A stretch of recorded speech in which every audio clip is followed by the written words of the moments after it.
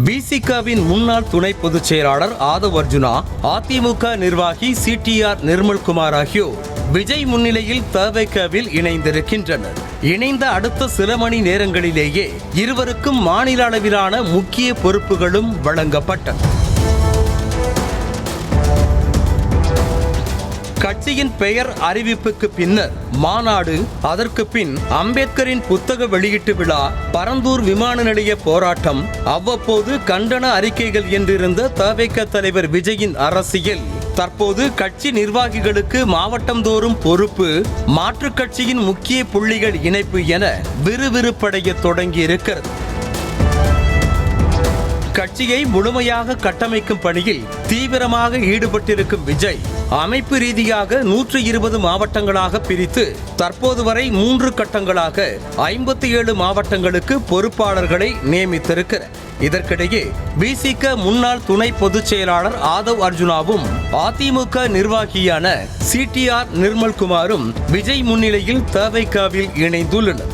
ஆதவ் அர்ஜுனா தேர்தல் பிரச்சார மேலாண்மை பொதுச் செயலாளராகவும், சிடிஆர் நிர்மல்குமார் தகவல் தொழில்நுட்பம் மற்றும் சமூக ஊடக பிரிவு துணை பொதுச் செயலாளராகவும் நியமிக்கப்பட்டுள்ளனர்.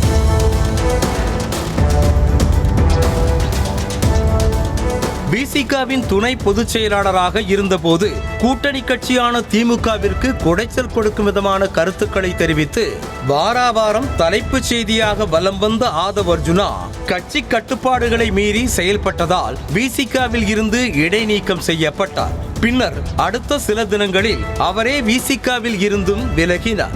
அதனைத் தொடர்ந்து ஆதவ் அர்ஜுனா தவேகவில் இணைவார் என்ற பேச்சுக்கள் அரசியல் வட்டாரத்தில் பலமாக எழத் தொடங்கின. அந்த பேச்சுக்களை மெய்ப்பிக்கும் விதமாக தற்போது விஜய் முன்னிலையில் தவேகவில் இணைந்து முக்கிய பொறுப்பையும் ஆதவ் அர்ஜுனா பெற்றிருக்கிறார். தவேகவில் விஜய், புஷி ஆனந்த் ஆகியோருக்கு அடுத்த பதவியாக தற்போது ஆதவ் அர்ஜுனாவுக்கு அளிக்கப்பட்டிருக்கும் பதவி இருப்பதாக பார்க்கப்படுகிறது. ஆதவ் அர்ஜுனாவிற்கு இவ்வளவு முக்கியத்துவம் வாய்ந்த பதவி வழங்கியது குறித்து எந்தவித சலசலப்பும் இல்லாமல் சுமூகமாக நிறைவடைந்தாலும் தவேக பொதுச் செயலாளர் புஷி ஆனந்த் தரப்பு அதிருப்தியில் இருப்பதாக தகவல் வெளியாகியிருக்கிறது. விசிகவில் இருந்தபோது தலைமைக்கு கட்டுப்படாமல் தன்னுடைய விருப்பத்திற்கேற்ப செயல்பட்டதைப் போல தவேகவிலும் ஆதவ் அர்ஜுனா செயல்படுவார் என்று புஷி ஆனந்த் தரப்பு எண்ணுவதாகவும் கூறுகின்றனர். இது புஷி ஆனந்திற்கான அதிகாரத்தை குறைக்கலாம் என்றும் அவரது தரப்பு நிர்வாகிகள் கலக்கத்தில் உள்ளனர் என்றும் கூறப்படுகிறது.